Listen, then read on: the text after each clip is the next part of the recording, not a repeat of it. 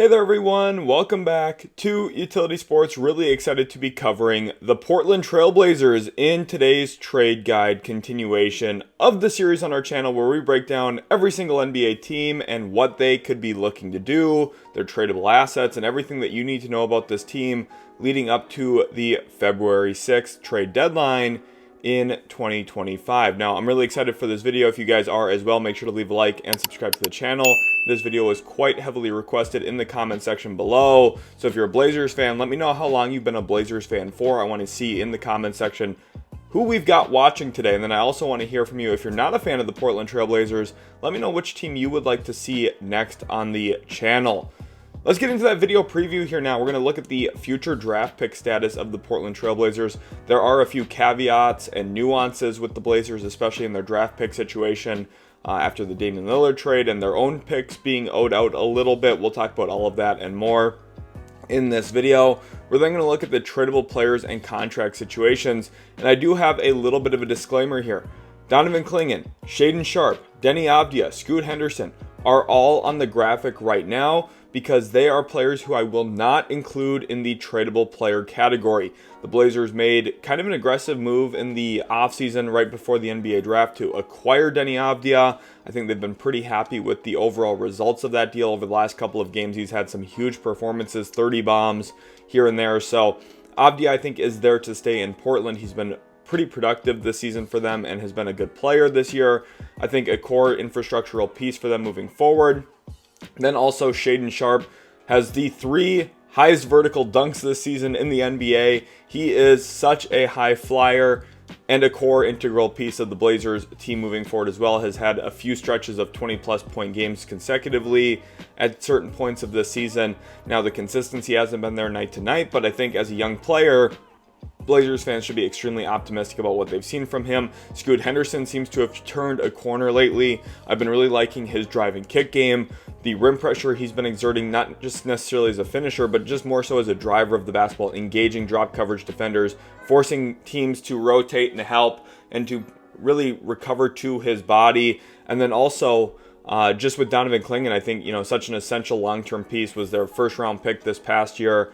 He looks like a player that is going to be a core building block for this team for years to come. So keep that in mind in this video. Then we'll look at the potential trade partners. Not only which players do I think Portland can trade, but where are some theoretical options for those players? Which teams could make some sense? And then we'll also talk about projected activity levels. Because it's fun to go through, talk about, well, this guy makes this much salary. Could he get traded? What could make sense? But really at the end of the day, what matters is, do the Portland Trail Blazers actually make a collection of trades or not? And that's what we're going to discuss at the end of today's video.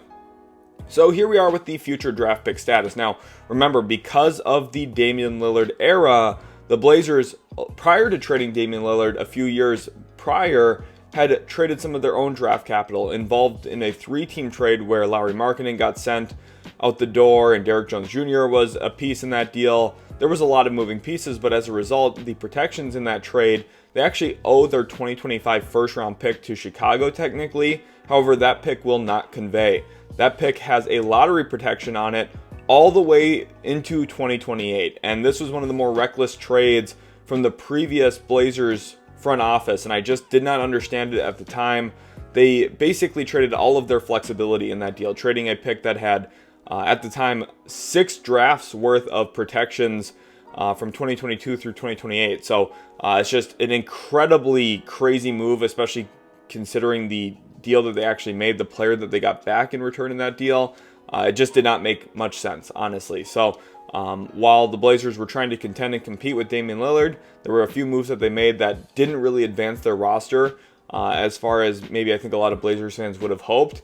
But they do own other draft picks after the Damian Lillard trade and the Drew Holiday trades. They've now set themselves up to own other teams' picks. So I would say, honestly, it's very possible the Blazers just keep all of those first-round picks over the next few years. And if they don't, it means they made the playoffs, which I think would be a home run win for the Blazers organization, because right now it feels like they're quite a ways away from that still at this point in time. But when you look at the other draft picks they own a 2028 swap option with Bucks. They own the most and least favorable picks of their own, Bucks and Celtics in 2029. They own an extra swap option with Milwaukee in 2030. And then they own their own firsts in both 2030 and 2031 as well. And also with that 2029 most and least favorable, the reason that's how it is, they would be owning 3 picks in that draft from Milwaukee, Boston, and themselves. But the reason they don't is they traded the second most favorable of those 3 assets in the deal for Denny Avdia. So that's where that pick went essentially. But I still think with their overall collection of draft assets, if you're a Blazers fan, you should be pretty happy and optimistic about the future, because you have some far out picks of teams like Boston who might have some difficulties with their spending down the road and trying to keep their team together. And as their team ages a bit, how do they kind of refine and move around the roster without a lot of trade flexibility because of the new second apron restrictions? And then for Milwaukee too, you look at the average age of that roster. Chris Middleton looks like a shell of himself at this point. You think about Brook Lopez, his age. You think about Giannis Antetokounmpo, and maybe somewhat of an uncertain future there going forward. I think if you're Portland, you should be pretty optimistic about the future picks you own. And now we get into the tradable players category. And this is where a lot of people are going to have interest. This is where a lot of people are going to want to know what's going on with Portland and who could they trade, who could they theoretically get. We'll talk about who they could potentially get in return in just a minute. But first, let's focus on the actual players that they have to trade. DeAndre Ayton, I think, is the headliner right now. Former first overall pick by the Phoenix Suns. Of course, Portland took in Ayton as part of the Jusuf Nurkic trade from a few years back. And while Nurkic has completely fallen out of favor there in Phoenix, and Ayton still does play and has a role on Portland and has had some good performances, I think the energy, the effort has been really inconsistent from DeAndre Ayton in his tenure with Portland. Obviously, some off-the-court stuff. You think back to the snow situation where he just did not go to the game. And I'm not blaming him for that. Obviously, you think about the risk of driving in some of those conditions, right? But I think overall, the DeAndre Ayton experiment and tenure in Portland has not been super successful. The Blazers have not been very good. They made a buy on talent. DeAndre Ayton is a very talented player. But the effort, the motor, the energy, and honestly the play style too. This is something that always bugged me with Ayton when he was playing in Phoenix. He's a 7-foot behemoth, huge human being, and he likes to shoot post fadeaways a lot. And he's not Dirk Nowitzki. He doesn't have that kind of touch. He doesn't have that kind of shot making ability. And with that in mind, you just get diminished results on what he really could be as a player if he was more of a traditional rim roller and post up back to the basket, go to the rim, get to a right baby hook consistently. There's a lot on the table for DeAndre Ayton to be really, really, really dominant at basketball and maybe live up to that nickname, Dominatin', but he just hasn't been that for his entire career for the most part. Now, he was integral on the Suns' run to an NBA Finals appearance. He has had, again, some real monster performances, and that's a testament to his talent. But I think for Portland, what I'm really urging the Blazers to do is wash their hands of DeAndre Ayton. I think getting off of DeAndre Ayton this trade deadline would be tremendous for them. It would open up more minutes for Donovan Clingan. It would give Clingan a little bit of a bigger opportunity to maybe step into the starting role. And I want to see the Blazers start their 3 young core pieces all together. You think with Toumani Camara, who should be another guy we talked about as an untouchable player at this point. I just don't think Portland has any interest in trading him either. Portland should be starting Scoot Henderson, Shaedon Sharpe. They should be starting Toumani Camara and Donovan Clingan all together. Those 4 players should all be starting in the starting lineup together. And the fact that they're not is, one, a testament to some of the blockades that Portland currently has on their roster, like Jeremy Grant, DeAndre Ayton, some of these older players who are taking minutes from the young guys. And then secondly, the issue with this, Portland's winning a few too many games to maybe be in contention, really great contention for the first overall pick, without actually being good enough to even come close to a play-in appearance or a play-in mix even.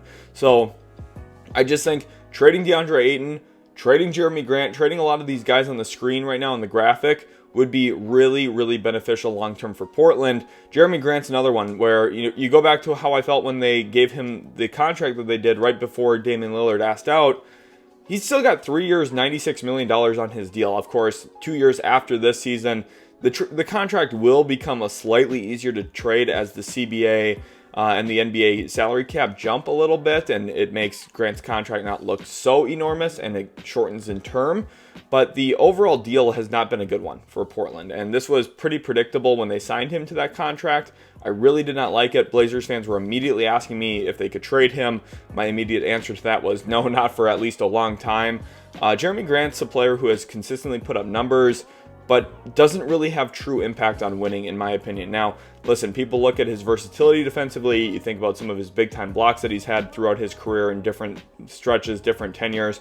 But really, as a high-volume, high-usage player when he was in Detroit, and then his tenure in Portland so far, like, the results, the winning impact doesn't actually match up with his box score. And while Jeremy Grant has shot the ball relatively well, and he is a solid player, I think he's a tricky player because the amount of money that he commanded, both what would have been on the open market and just from Portland in an extension essentially, outweighs what I think his actual value is on a basketball court. And I think that's where a player like this, where the production, the box score numbers suggest maybe he should be making this much, but then the actual team doesn't win games with him making that much money, that's where some real challenges are. And I think, Damian Lillard, part of what drove him out of Portland was the failure to compete and win. And I think the Jeremy Grant trade from a few years ago when they got him from Detroit is an example of a mismanaged asset and a mismanaged opportunity to try and win around Damian Lillard. And I think for Portland especially, Jeremy Grant, I think they're stuck with him through this trade deadline, honestly. I'm just not sure if there's a real suitor out there for him, especially with the new CBA implications and how spending is really a scary thing for teams. Draft picks are going to start getting frozen in 2032 for the second apron teams. There's a lot of potential problems moving forward from these aprons and from the spending. And I think specifically for Jeremy Grant, I just don't know if the market's going to really be there for him, so he might be spending the rest of this season at least in Portland. Anthony Simons is a really interesting character. He's a very talented player.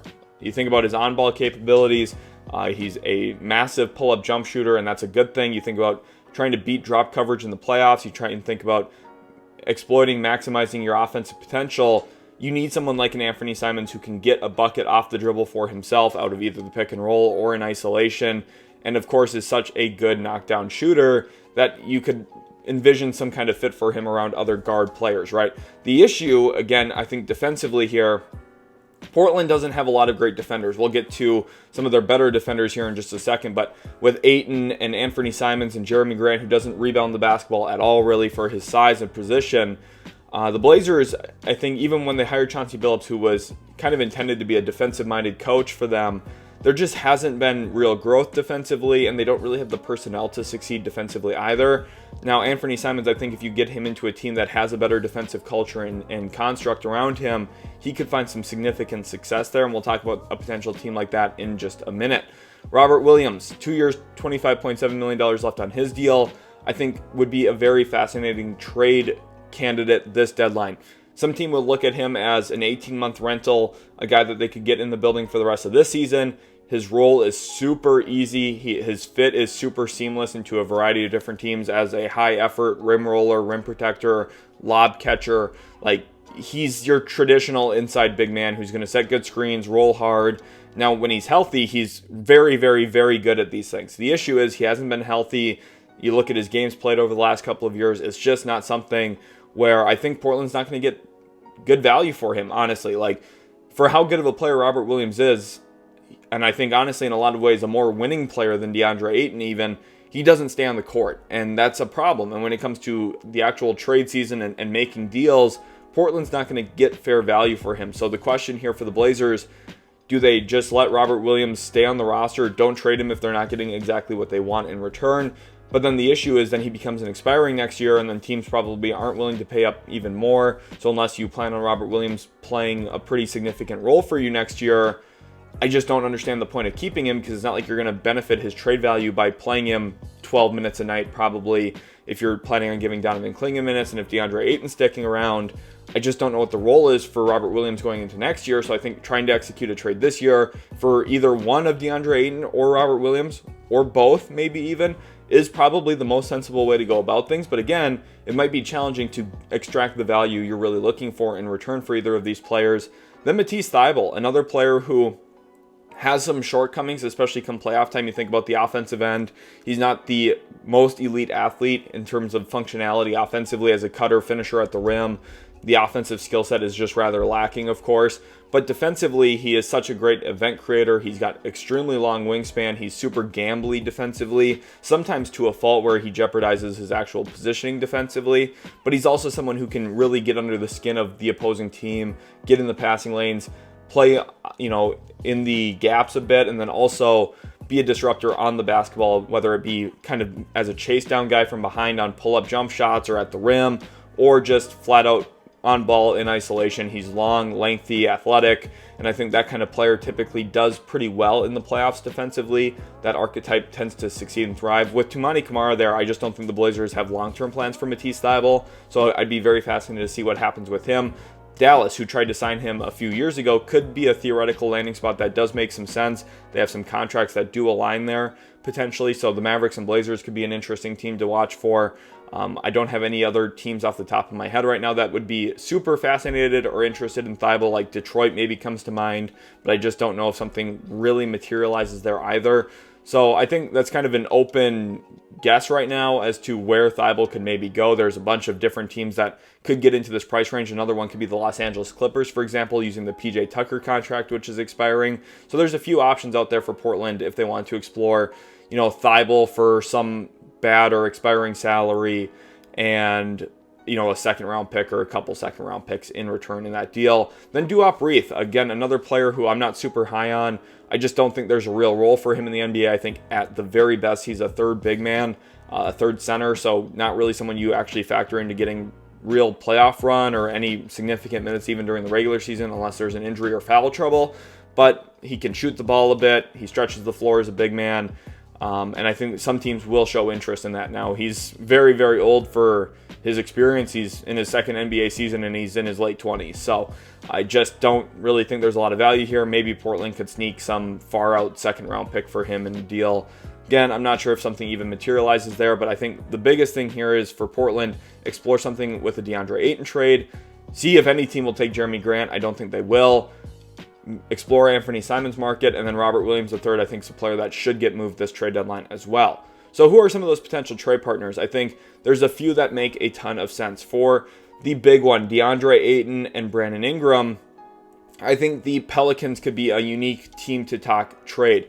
The Pelicans have a few prerogatives that they're going to look to get done at the trade deadline. They're going to look to get under the tax. That's always a Pelican staple, and they probably are going to be forced to do that by trading someone substantial like Brandon Ingram, who's making $36 million this season. Portland can be a unique help to that. With how much money New Orleans is looking to shave, they could take a real positive step toward getting under the tax by trading with Portland for DeAndre Ayton's contract. He is making about $2 million less this season than Brandon Ingram and has an extra year on his contract. Now, I know Blazers fans are going to be typing, whoa, what about the baby mama situation there between Anthony Simons, Brandon Ingram? Listen, first of all, if a trade makes sense for a team, I still think that they would go through with it and try and figure out the other situation after. Obviously, that would be a little bit of drama and maybe a little bit of a tense environment, but I'm sure that they could figure it out and work through it. I don't think it would be the biggest deal in the world, and I don't think Portland internally, with where they're at as an organization, should be ruling out any trades because of who has a kid with who. That's just my biggest thought on that right now.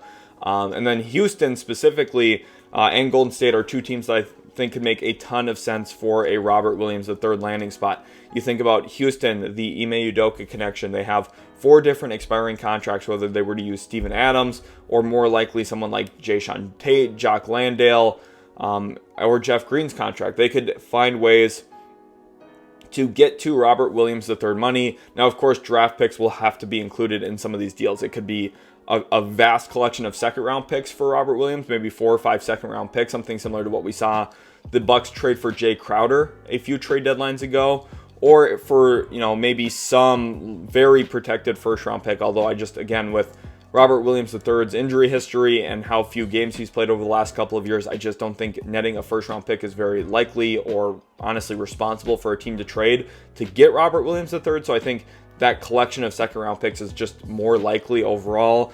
And Golden State, the reason why I think Robert Williams III would make a ton of sense there, Kevon Looney is an expiring contract now. Of course, he's been the ultimate effort guy for the Warriors, so it's not like the Warriors are desperately searching for a center upgrade. But I think Robert Williams III's overall athletic profile, rim finishing, just being significantly better than Kevon Looney in that area. You think about the added rim protection benefit. I think just the verticality specifically is what separates Robert Williams III from Kevon Looney as an athlete. And I think for Golden State, you think about the Steph Curry, Draymond Green pick and short roll, and then you get that lob threat on the backside. Just upgrading from Kevon Looney into Robert Williams III can make sense. And the Blazers and Warriors do have some salaries that could work out between each other. That could make some sense. Again, you're looking at probably a vast collection of second-round picks to get something done. It would be, I think, a meaningful upgrade for Golden State.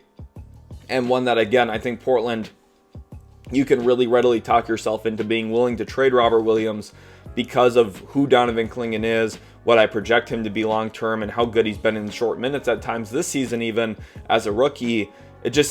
There's a lot of optimism to have for Donovan Clingan, and that makes someone like Robert Williams III way more expendable at this 2025 NBA trade deadline. And then Orlando. We've talked about Orlando quite a bit in the past as a potential Anthony Simons landing spot, a situation that could make a ton of sense. Now, maybe this DeAndre Ayton, Brandon Ingram trade materializes, and maybe this Anthony Simons one does as well at the same time. The Magic, listen, KCP has not really performed well for the Magic this season. I think one of the bigger surprises, he has just not shot the basketball well at all this year for them, something that is a big switch up from how he was performing in Los Angeles, and then, of course, Denver afterward. So I think if Orlando's looking for a talent upgrade offensively, which they really might need, Paolo Banchero struggled a little bit since coming back from injury. I'm not, again, overly concerned there, but I do think it's something to monitor. Anthony Simons is a guy who I think theoretically fits really well on paper there in Orlando, playing next to a defensive-minded guard like Jalen Suggs, playing next to another defensive-minded guard like Anthony Black. Now, Portland, I'm sure, would love to get Anthony Black in some kind of deal back, but I think something like KCP plus 2 first-round picks is something more so on the table. The Magic have their own first-round pick this year, and they also have Denver's first-round pick, so Portland could theoretically look at that as a pretty good beginning framework, getting Kentavious Caldwell-Pope, a veteran player who I think would be, in theory, a good fit next to Scoot Henderson, hopefully guiding Scoot Henderson a little bit more developmentally on the basketball court with KCP spacing, assuming he can revert back to his usual form as a shooter. I think playing next to Scoot Henderson would actually be really good for KCP as well, actually.